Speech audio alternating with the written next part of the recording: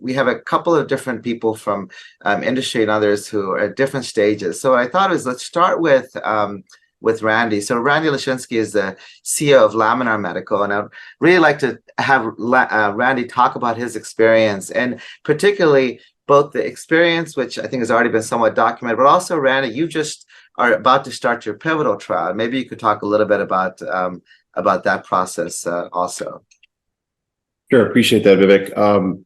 For industry, from a startup perspective, really the key to note here is that clinical data is our best currency. So we have a balance between how much cash we spend versus how much runway we have and versus our timeline. So I understand the conversations about money and CMS, but a lot of times you have to ignore some of those and just headlong through and spend the money just to get things done, to get some clinical data under your belt.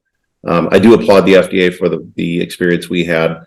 The communications I think that we've had with them have been very consistent, very clear. I would encourage anyone who's interested in starting an EFS to start communicating early, because to everyone's point on this, as you do communicate, you get more information. It's not a big, scary organization.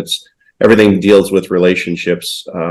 Both with Vivek and Devi, we've had great relationships with the individuals and also with the organizations, trying to explain what it is we need for timelines, which I think is key. So starting those timelines on the contracting is very important. There was a question on getting through the issues of CMS and dollars. And again, we ran headlong through the whole COVID issue and went overseas to start this project, and then came back to the US with some data, some information to go to the agency. And they've been very, very welcoming. They've been very communicative with us. We've been a very, I think, good, fair partner with them, and they've reciprocated with great communications and great ability for us to get into this EFS program, which I completely agree has been fantastic for us.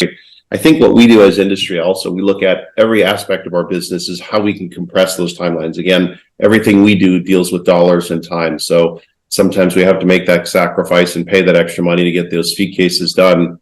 But it gets us currency. Then when we come back to the agency, we come to an investigator and say, we've got 1 year data, 2 year data, whatever it is, and some more experience. We started with 15 patients the agency gave us, and then we made 2 more blocks of that. So we did a 45 patient EFS, I think over a period of 9 or 12 months. The enrollment was fantastic. So applauding the supporters of our clinical sites that quickly found patients for us. And then the next phase for us is to obviously evaluate that data, review it with the agency, and then provide a submission for this pivotal trial. As you said, Vivek, we had received a letter recently that we can start that. We have a few things we want to clean up, but we're anxious to get started in our pivotal trial as quickly as possible.